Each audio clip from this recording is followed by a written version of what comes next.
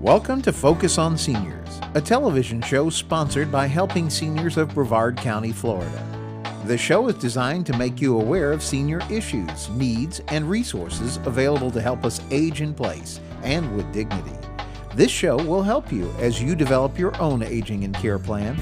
Now, here is your host, Joe Steckler.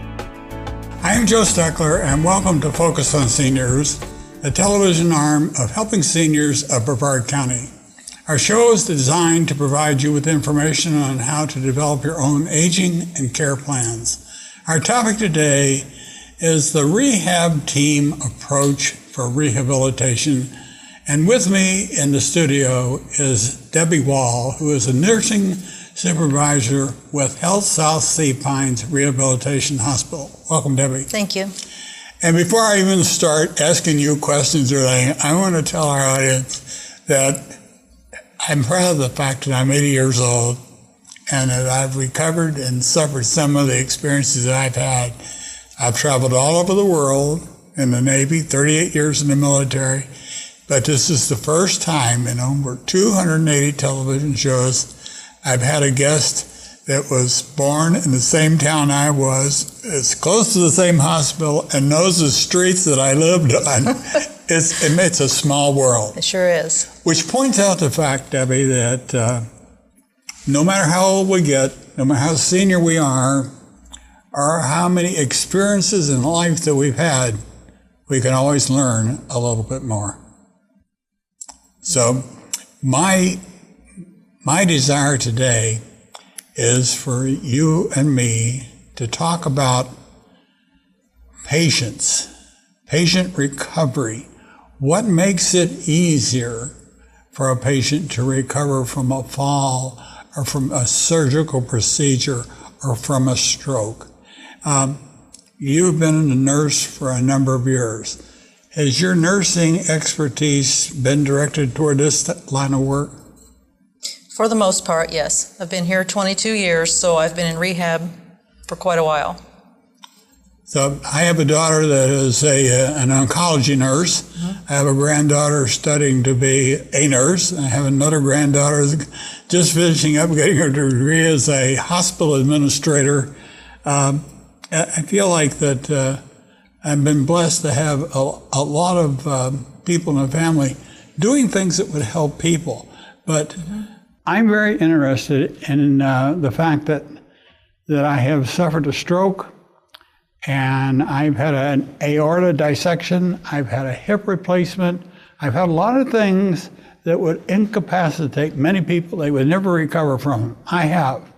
But I've had good nursing care, good doctor care, and it's helped me. So my question to you, Debbie, as the nursing supervisor at HealthSouth Sea Pines, what do you think a rehabilitation hospital such as HealthSouth Sea Pines, what does that bring to the healthcare equation in terms of helping people get started on the right path for recovery? And how do you do that? Well, this is an acute care rehab hospital. Okay. We also address medical needs as well as the rehab needs of the patients. And we do an interdisciplinary type care here. We have physicians, we have nurses, we have physical therapists, occupational therapists, speech therapists, respiratory therapist, and everyone works in an interdisciplinary approach to treat the entire patient. It's a team approach. Mm-hmm. And that's what makes this different from anything else. Like if a normal person in a healthcare situation would have a primary care physician. Mm-hmm. They go to the primary care physician, and then that primary care person may refer that patient to a specialist. Mm-hmm. They have to get all the reports. But when I came to HealthSouth Sea Pines following my stroke and my initial hospital stay at Worcester, I was transferred here to HealthSouth Sea Pines, and I felt like the whole world was here. I had a doctor that listened to my my description of my pain when I heard how I felt. You visited me. I had other nurses that administered my medicines. I could ask a question and I could get an answer. I didn't have to seek that answer. The answer was here for me. So as I entered my therapy, I did so with a sense of less worry. I didn't have things that I didn't have a lot of unknowns, and I felt very comfortable here. And so, as a nursing supervisor, how do you feel about your job in trying to help a patient relax and become involved and motivated in entering into their care? Well, each patient, based on what the physician evaluates and the therapists evaluate and nursing evaluates, each patient is treated as an individual. Okay. Each patient has an individual plan of care, and we try to take into consideration all factors making that plan of care so that we can try to help that patient through what they need to be helped through. How often do you evaluate the patients? Well, patients are evaluated on a daily basis by everybody. If a patient's not progressing as well as they should, or if they're progressing faster, everybody's evaluating constantly the patient's progress. Now, formally, we have a meeting once a week with the physician, the nurses, the therapists that are working with the patient, the case managers, and everybody reports in that meeting what the patient's progress is so that everybody's kind of on the same page, on the same level with helping the patient achieve their goals. And I think that makes a difference in what the outcome will be. Mm-hmm. I know in my own case, your speech therapist didn't think that I needed a speech therapy. And I agreed with her, but what that meant was I got another hour of physical therapy. So I went from 2 hours of physical therapy, because occupational therapy is really, it's also physical therapy. Yeah, all the patients that come have a minimum of 3 hours of therapy a day. Yes. So, and that's usually divided between speech, occupational, and physical therapy. But like you said, if you don't need the speech therapy, then your 3 hours is divided among the other 2 therapies, so you get more that way. But I think it's more than that. I think you've got the 3 hours in regimented therapy type things, but in between you've got the nurses evaluating you as how well you've become in transferring from a bed to a wheelchair, or how well you ambulate getting to a shower, mm-hmm. or what have you learned, or how well have you learned something in occupational therapy.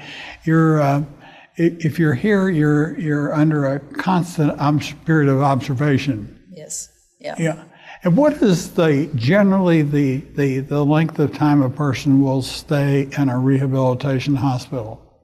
It varies person to person. And, it always depends on how bad the stroke was, how fast you progress, if you have any complications along the way, but generally, usually about 2 to 3 weeks. What is do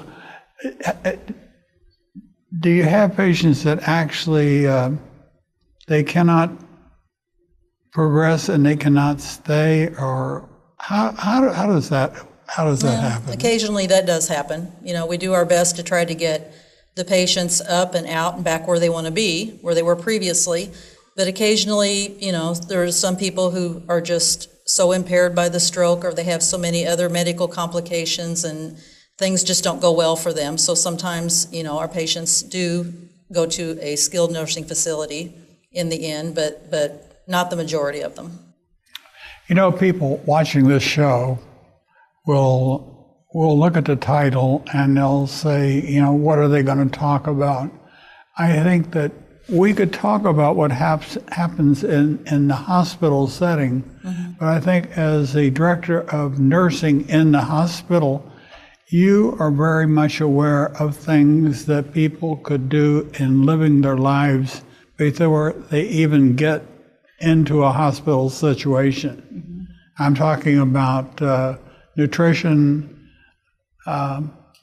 blood pressure control. Blood pressure control, control of things like diabetes, proper use of medication. How, as a nursing supervisor, what kind of advice could you give to a viewing audience about what are some of the things that they can do before they even get to a situation where they have a stroke or where they fall? What are some of the smart things that we can do back down the line to make aging easier on people? That's a loaded question. That's a good question. Yeah. Well, as usual, diet and exercise always comes up. It makes a difference. You know, if you watch your cholesterol, watch your blood pressure, watch your numbers, follow your doctor's instructions, take your medicines like you're supposed to, like you said. If you have any kind of symptoms at all that you think could be a stroke, it's very important to get to the hospital quickly, because time is of the essence with this. Anything like slurred speech, double vision, weakness on one side, numbness, nausea and vomiting if you don't think you've got anything viral. But it's very important to get help as fast as you can, because in some cases with some strokes, medications can be given to alleviate, sometimes reverse the symptoms. That's I've gotten into that topic with a couple of doctors and a couple of nurses, and since you you deal with it more here at HealthSouth Seapines, I'd like for you to explain to our viewers what we mean by this 3-hour window, and what sometimes the medications can be used to effectively slow down the onset of a stroke. In some cases it can't. Can you explain what these different types of strokes are and what the medications do? Well, strokes are primarily 3 different types. There's a hemorrhagic stroke, where you have a vessel that literally bursts and bleeds into the brain. You have embolic strokes, where there is a clot formed somewhere in the body. A lot of times it'll be in a heart with a patient with atrial fib, and that clot may travel to the brain. Or there can also be a third type of stroke where a clot just forms for some reason. And when an area of the brain is blocked off, it doesn't get oxygen, it doesn't get nutrients, and basically that area of the brain is affected, and whatever body part that part of the brain operates is also affected. Okay. And with a hemorrhagic stroke, which is the most serious kind and has the highest mortality, the medications, they can't give them to you. But with the other 2 types, that are the clot-forming types of strokes, there are medications that they can give that can alleviate that clot situation and restore the circulation to the brain.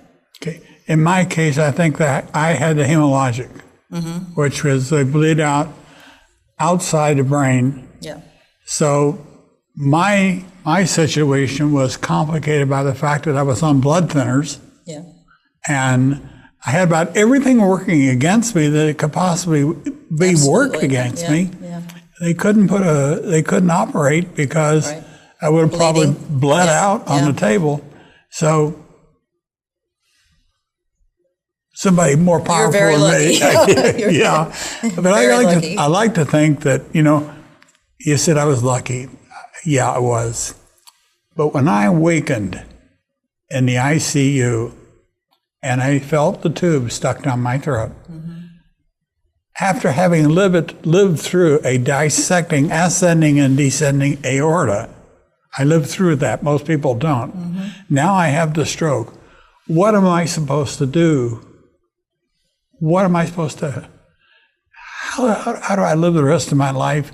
And what do I use to make information available to people so that they can lessen the chances of happening to them what's happened to me? And that's why I resolved to do this show. And this is why I want people like you talking to the viewers so that you can see firsthand, viewer, what a nurse that copes with this kind of thing, what really happens. And there are a lot of things that you can do. I remember that you stood at the foot of my bed and I said, nurse, I said, and I think Dr. LeBron was with you. And I said, as a doctor and a nurse, what are some of the things that if you were on this television show, what would you tell people about weight control? And I didn't say it that way. I said, Debbie, what is one of the biggest factors that you have to cope with in people as they recover from strokes and from broken hips? And what did you say? Do you remember? Yeah, being obese. Yeah. Yeah. Yeah, it makes it tough. It makes it tough to recover from anything.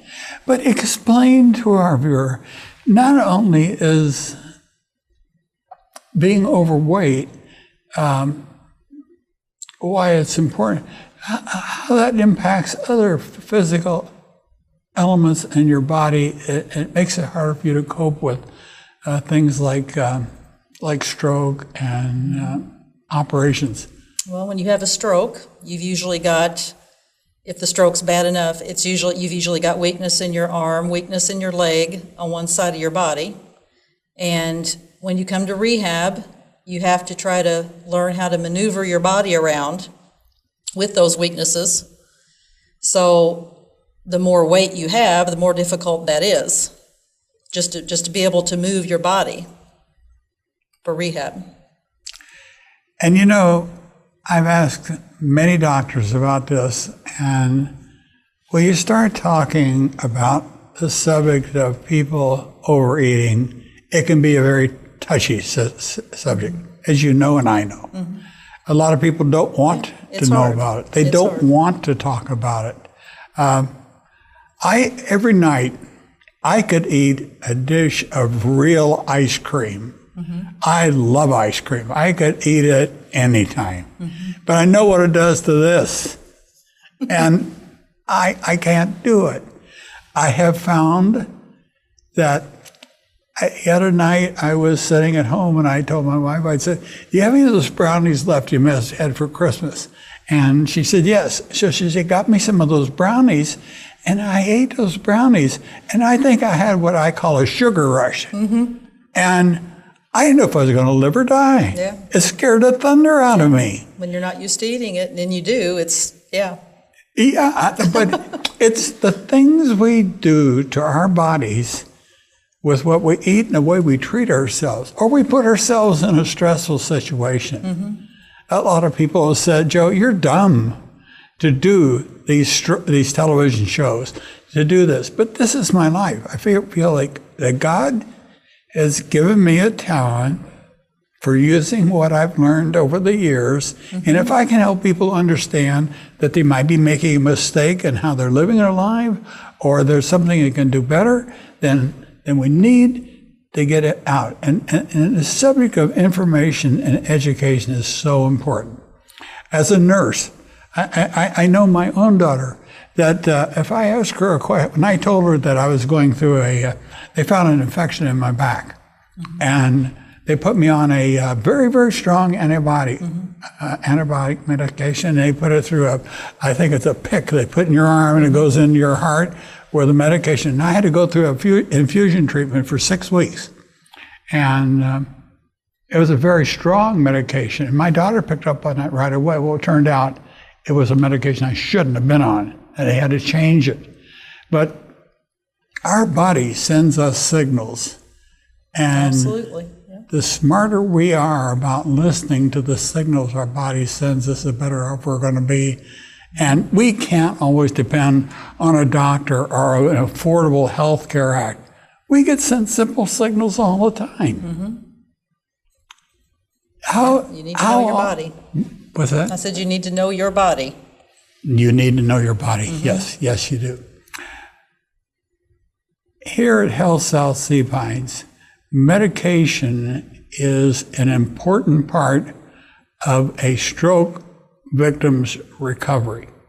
I know that Dr. LeBron and Dr. Kearney, when they would come in to see me, would ask me questions about how I was feeling, or did this medication, did it lessen the pain? But I noticed they were asking me key questions that I could see that there might be an interaction with other medications. And I think that is, Dr. LeBron he's a special kind of a doctor. I can't remember his title exactly. He's a physiatrist. He's a what? Physiatrist. What is that? That's a specialist in rehabilitation medicine. Specialist in rehabilitation medicine. I'll ask him when I get him on the show, but does he deal with the different types of medications? Is that part of it? Mm-hmm. Yeah.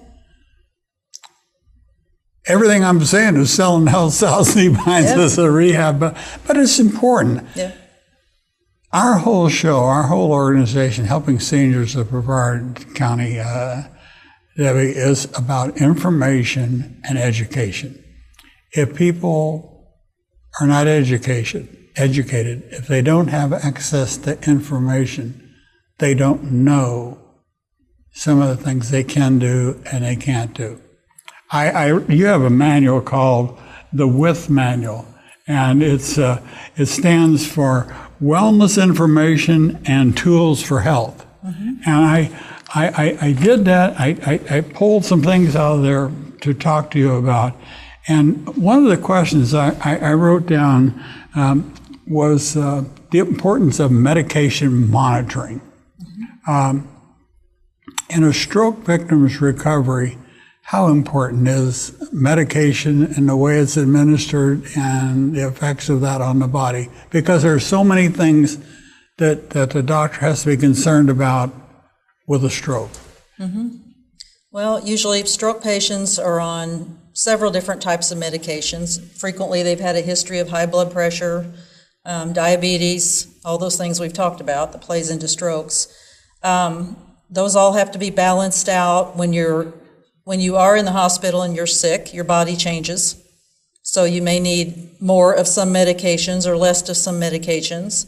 New medications that they start you on may interact with some of the old ones you've been on. So those all have to be monitored. I think that's a thing that I think most people don't think about when you suffer an illness that you are confined to a hospital, that there are so many medicines. The primary thing that doctor has to be concerned about is your recovery from the situation that put you in there in the first place. So therefore they use the medications designed to help treat the immediate situation. Right. Does that situation, do you often find a conflict of medications? Oh, sure. Yeah. Yeah. How important is that, or how does a patient cope, the body cope with these different administrations of medication? Well, whatever medications the patient was on previously to coming to the hospital, all of those are reviewed by our physicians, and then of course medications can be changed while you're in the hospital, and then all the medications are also reviewed again before you leave to make sure that you're on what you should be on at the time for what you're going through. So from the time you leave the hospital, that's one of the first things I did was I saw my cardiologist and I saw my primary care doctor, and the cardiologist was the one that said, no, you can't do this, yes, you can do that. And with the fact that I'd had to bleed out, and at the time I was on a blood thinner, right, and I also have atrial fibrillation, all things which are risk factors for stroke, right, they had to adjust my medications so that they could lessen the impact of one thing on another. Mm-hmm. And hopefully not cause it to happen again. It's what? And hopefully not have it happen again. Yes. Yeah. That was the question I had for Dr. LeBron. I said, now that I have had a stroke, what are the chances of me having another stroke? And I think what I got from his answer was that if I had a severe headache, get to the hospital as quickly as I could, the emergency room. Mm-hmm. That would be my first indication that I might have another stroke onset. That's often the first sign you get with a hemorrhagic stroke. It'll be the worst headache you've ever had in your life, really quick.